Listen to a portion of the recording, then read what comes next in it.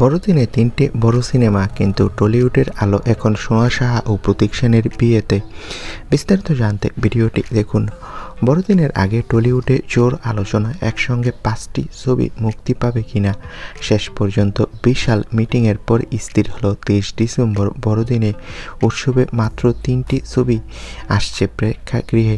দেবের প্রজাপতি 2, কোয়েল মল্লিকের মিতিন মাসি আর হয়তো শুভশ্রী গঙ্গোপাধ্যায়ের লহ গৌরাঙ্গের নাম রে বা প্রসেনজিৎ চট্টোপাধ্যায়ের বিজয়নগরের হিরে। মিমি সোম বনিদের সিনেমা আপাতত পিছিয়ে গেছে, কারণ সবাই চাইছে বড়দিনের ভিড়ে যেন একসাথে এত ছবি মুক্তি না পায়। অরূপ বিশ্বাসের নেতৃত্বে কমিটি শুধু তারিখ নির্ধারণ করেছে, সিদ্ধান্তের স্বাধীনতা রেখেছে হল মালিকদের হাতে।